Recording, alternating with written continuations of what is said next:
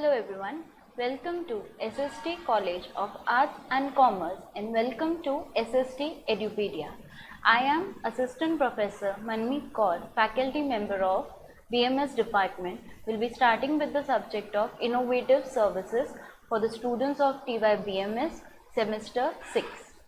So our first module is concerned with financial services. What are the financial services? These services are all related to the investments that we make.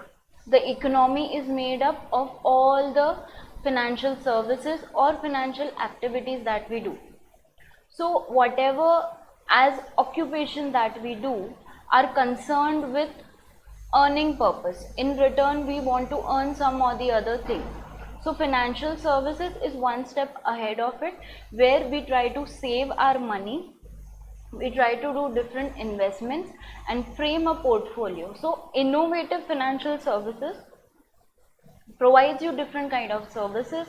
With the help of these services, we are able to make our investment or our decisions or our normal functions regarding production of a particular product in a manufacturing concern are done very smoothly and effectively.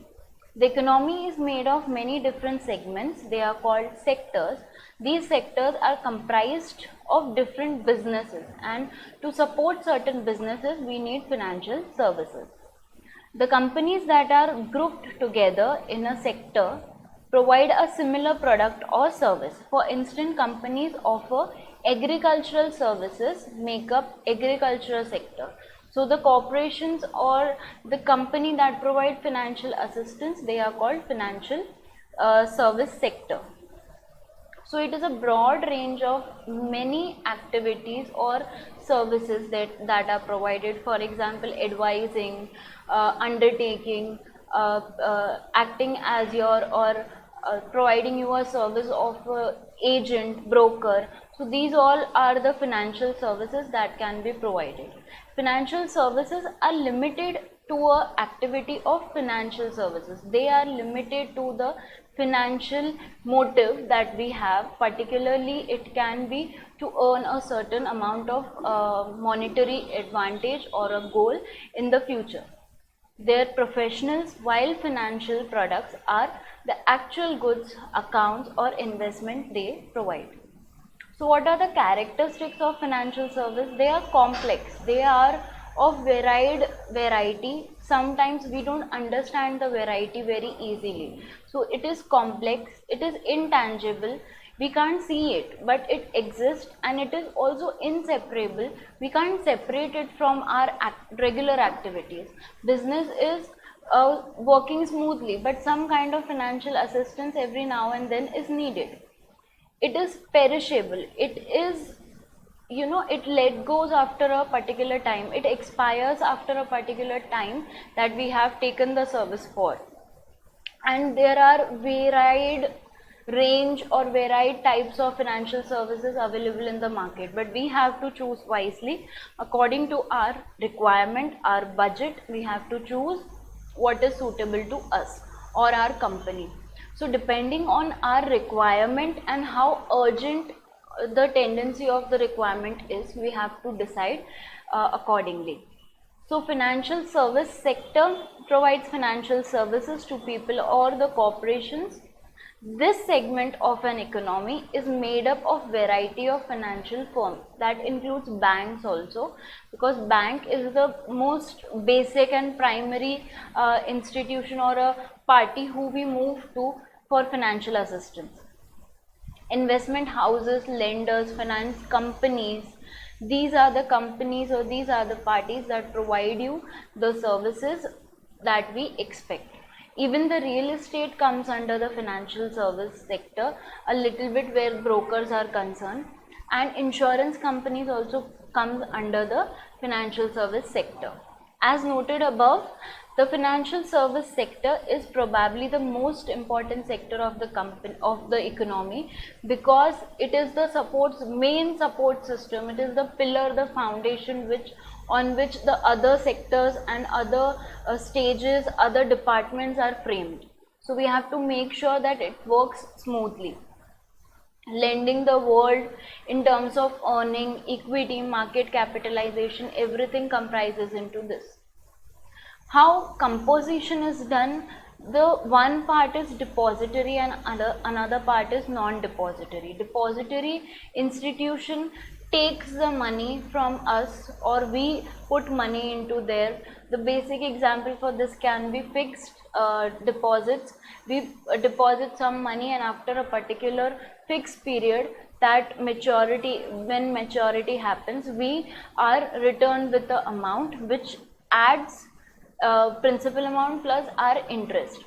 So commercial bank, mutual fund saving bank, credit cooperative societies and the associations who provide loans and other saving facilities. So these are all the depository institution who deposits, who collects the money from us, and later on they utilize the money for providing the financial services. And then we have non-depository institutions who provide services like pension, mutual fund companies who provide you the advisory things where you can invest and where not, insurance company. These are the companies which, these are the sectors of financial market which provides you some or the other thing. Like pension, we after a certain period of time, monthly we get some amount for our survival.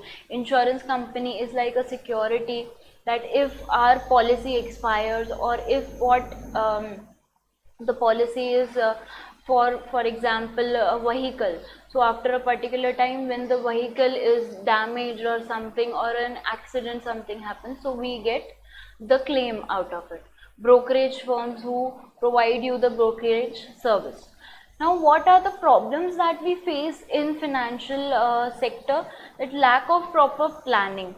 The very first thing is planning. Whatever we want to do, whatever outcome we want to achieve, the very first thing we do is to plan properly.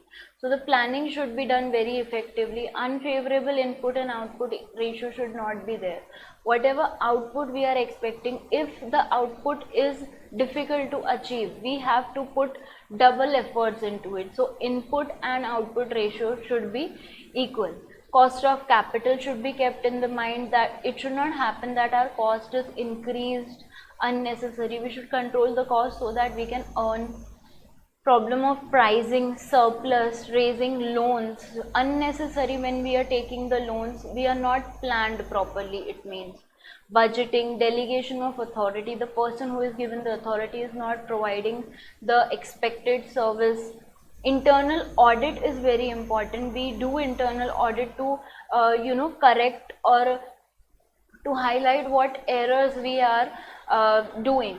So once we have done internal audit, we can come to know about the mistakes that we have done and we can rectify it for the betterment of the company. Role and responsibility of financial advisor. Advisor keeps giving you the advice and also gives you the guidance to make sure that everything related to financial sectors work properly. Inventory holdings issue, calling reports, the performance, disinvestment. Disinvestment happens when money is taken out of the company. So these are the problems that we face. Now what small things helps us, or as a financial sector, what companies or what elements play an important role? The very first thing is banking companies. Banking company means accepting for a purpose and providing the using those deposits to the needy ones when loans are asked. It is like depositing and lending, taking from one hand and giving out of by another. It concerns with the financial services like checks, we deposit, we withdraw the amount, we take the loan, we transfer the money, etc. A financial institution that accepts deposits and channelize the money into lending. Banking concern, it is known as banking concern, and it comes under the heading of depository financial institution. Now what is non-banking company? These are the non-banking financial companies registered under the Companies Act under 1956, engaged in the business of loans and advances. Now this company provides you the service of loans and advances. When we need the money, we go and ask to an NBFC, and there is a drawback that these companies ask for more interest. So interest here is more. So our cost of capital increases. So if we are putting money or asking money from NBFC, so we have to make sure that we have the capacity to pay comparatively higher interest to NBFC. Next we have RBI. Now we have learned about the smaller elements. Now we will learn about the higher authorities who govern and to who make sure that these all the financial activities are done properly.